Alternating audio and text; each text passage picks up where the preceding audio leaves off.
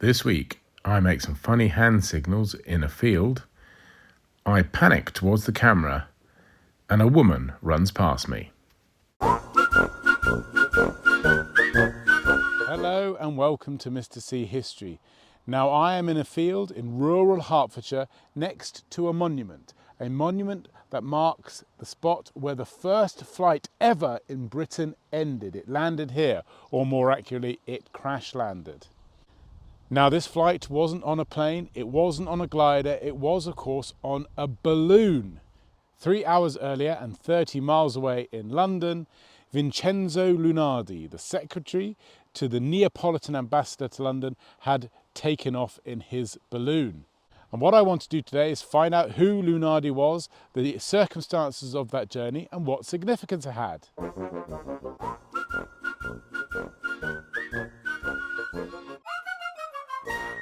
This is the Honourable Artillery Company's parade ground in Moorfields in London, and on the 15th of September 1784 there was a crowd of 150,000 people here to see the first flight in a balloon by Vincenzo Lunardi.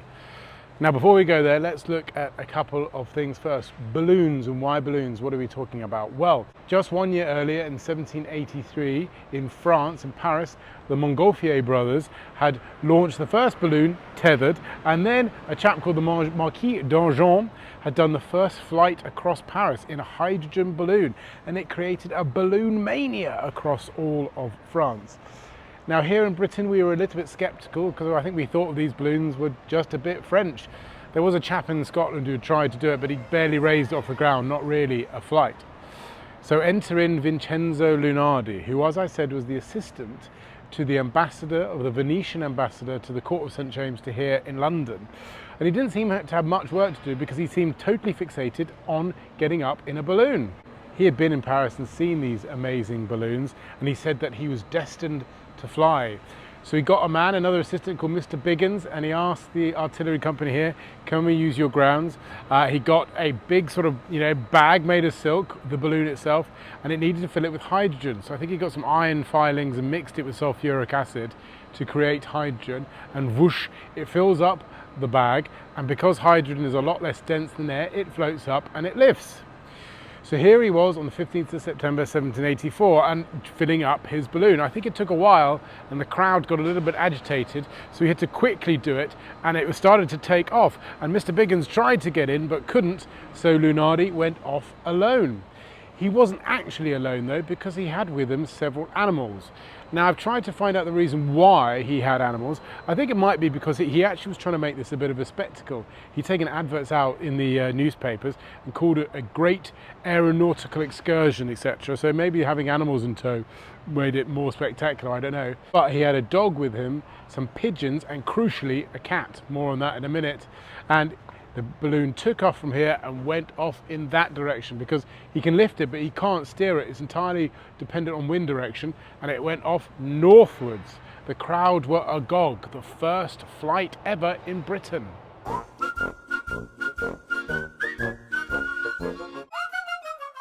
Just a few miles into the flight and the cat became ill, apparently shivering with cold. So Lunardi thought, I need to get down and jettison this cat some way. So he descended the balloon here at Welham Green, near sort of Hatfield, north of London. I think it would have been Fields back then. And there is a bit of a debate as to what actually happened, whether he hovered or whether he actually landed on the ground. But he handed the cat to probably a very bewildered woman. Can you imagine somebody coming up in a machine you've never seen before, giving you a cat, and then he went off again? And there is a memorial to mark this, quite difficult to read, unfortunately. And I can't find any reports as to what happened to the cat. Did it get back to where it was? I don't know. But Lunardi kept going on his flight.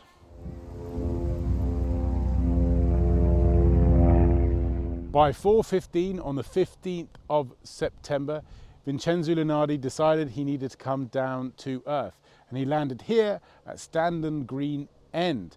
Now, it's a very quiet, idyllic spot now. Probably in 1784 it would have been even more quiet, and the locals must have been shocked to suddenly see a huge machine and the skies darken and plonk itself here.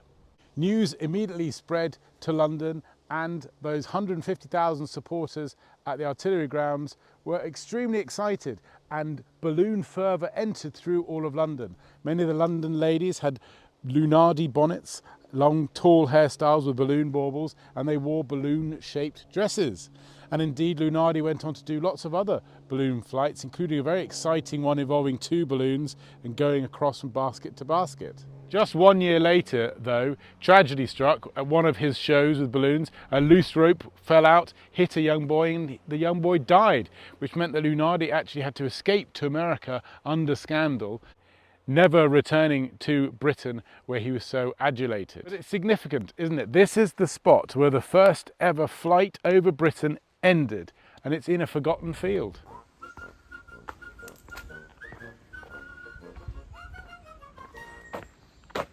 Now, I didn't want to end the story there, and I'm unlikely to make another video about ballooning, so I wanted to come here to Abney Park Cemetery in Stoke Newington to the grave and memorial to Margaret Graham.